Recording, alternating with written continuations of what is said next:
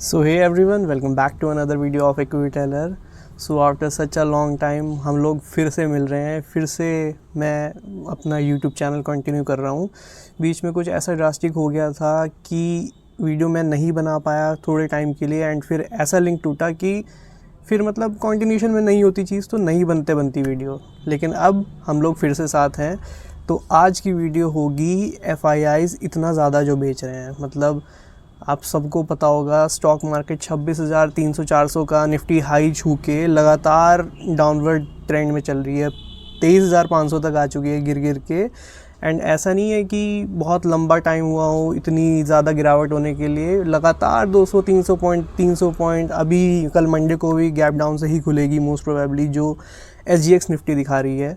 तो ऐसा क्यों कि FIIs लगातार क्यों बेच रहे हैं? सबको पता है कि अर्निंग्स कितनी बेकार आ रही हैं कंपनीज़ की। जो मेन फ्लेवर है मार्केट का वही मिसिंग है, जो सबको चाहिए। जिस दम पे मार्केट चलती है, जिस दम पे कंपनी के शेयर प्राइस बढ़ते हैं लॉन्ग टर्म में फंडामेंटली, वही चीज़ बिल्कुल मिसिंग है। हर कंपनी HUL से लेके ब्रिटानिया तक, चाहे FMCG लो, केमिकल कंपनी लो, ऑटो कंपनीज़ ले लो, टाटा मोटर्स, मारुति, ह्यूंडई, जितनी भी कंपनीज़ हैं सबके ठंडे रिज़ल्ट। मतलब रिज़ल्ट्स इतने बुरे हैं कि एक तो सबसे पहली चीज़ चाइना वाला फैक्टर जो आ गया था बीच में, स्टिमुलस पैकेज, इस वजह से FIIs शिफ्ट हो रहे थे। लेकिन अब ऐसा नहीं हो रहा है कि चाइना की तरफ FIIs जा रहे हैं। अब US इकनॉमी इतनी ज़्यादा स्ट्रॉन्ग, ट्रंप के आने के बाद इतनी ज़्यादा स्ट्रॉन्ग US इकनॉमी होने जा रही है। जो उनकी स्पीचेस हैं, आगे का जो उनका व्यू है ट्रंप का, उस वजह से US इकनॉमी काफ़ी ज़्यादा अच्छे स्पॉट पे, स्वीट स्पॉट पे चल रही है। और इसी चक्कर में FIIs लगातार बेच रहे हैं। एंड यही आर्बिट्राज आप देखो कि निफ्टी ऊपर से 10% छोड़ चुकी है लगभग, एंड अगर डाउ जोन्स देखोगे तो नीचे से 10% बढ़ चुका है। तो यहाँ का पैसा वहाँ जा रहा है। पहले चाइना जा रहा था, अब अमेरिका जा रहा है। तो दूसरी इकनॉमीज़ अच्छा परफॉर्म कर रही हैं, एंड इंडियन मार्केट अभी के लिए तो अंडर परफॉर्म कर ही रही है। तो इस वजह से, एंड इन्फ्लेशन का जो इतना डर है, हमारे यहाँ रेट कट नहीं हो रहे हैं, अमेरिका में रेट कट हो चुके हैं। हमारे यहाँ शक्तिकांत दास अभी भी बहुत ज़्यादा हेजिटेंट हैं रेट कट करने के लिए। तो ये सारे फैक्टर्स मिलके इंडियन इकोनॉमी पे दबाव बनाए हैं। अर्निंग्स नहीं आ पा रही है, इन्फ्लेशन के चक्कर में कंपनीज़ की अर्निंग्स डाउनग्रेड हो चुकी हैं। इंडिया एज अ होल जो इतनी भी निफ्टी की पूरी EPS है उसे डाउनग्रेड कर चुके हैं सारी रेटिंग एजेंसी। साथ ही साथ हमारा जो करेंसी है वो भी काफ़ी ज़्यादा डिवैल्यू हो चुकी है, लगातार गिरता जा रहा है रुपया डॉलर के अगेंस्ट। तो ऑल एंड ऑल हर चीज़ बेकार हो रही है फ़िलहाल इंडिया के लिए। लेकिन लॉन्ग टर्म में ये स्टोरी इंटैक्ट रहेगी, क्योंकि इन्फ्लेशन वगैरह हमेशा नहीं चल सकता।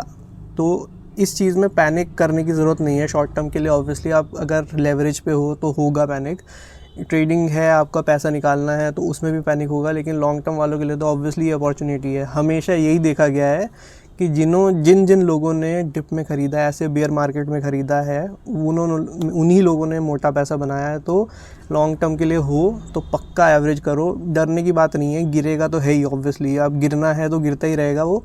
लेकिन इस लेवल पे ख़रीदोगे तो लॉन्ग टर्म में जब अर्निंग्स वापस आएंगी यहाँ से, अब देखो बेस भी कम हो जाएगा क्योंकि अर्निंग्स अच्छी नहीं दी है। क्वार्टर ऑन क्वार्टर भी कई कंपनियों का रिजल्ट बेकार है, तो यहाँ से बढ़ेगा। तो Q-on-Q के लिए भी बेस कम हो चुका है, एंड ईयर ऑन ईयर तो ऑब्वियसली कम होता ही है। तो यहाँ से अर्निंग अपग्रेडेशन होना लगभग तय है। जैसे इन्फ्लेशन कम होगी एंड चीज़ें ईज़ आउट होंगी तो फेवर में फिर से चीज़ें आएंगी। तो ऐसी कंपनीज़ ढूंढो जिनका फंडामेंटल स्ट्रॉन्ग है और पता है आपको कि उसकी जो अर्निंग विजिबिलिटी है वो आपको दिखती है अच्छी खासी। तो ज़्यादा डरने की बात नहीं है। तो सबसे पहले चाइना फैक्टर चल रहा था कि स्टिमुलस आएगा तो वहाँ का मार्केट भाग रहा था, तो वहाँ की इकनॉमी में बूस्टअप होने के चक्कर में FIIs उस तरफ शिफ्ट हुए।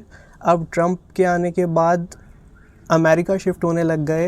एंड अब तीसरी चीज़, हमारी अर्निंग्स बहुत बेकार आई है तो इसलिए भी यहाँ से शिफ्ट हो रहा है। एंड चौथी चीज़, हमारा रुपया भी अच्छा खासा गिर रहा है। तो all and all macro level पे चीज़ें बेकार चल रही है, इसलिए मार्केट में इतनी उठा पटक चल रही है। तो ऑब्वियसली चीज़ें ईज़ आउट होंगी।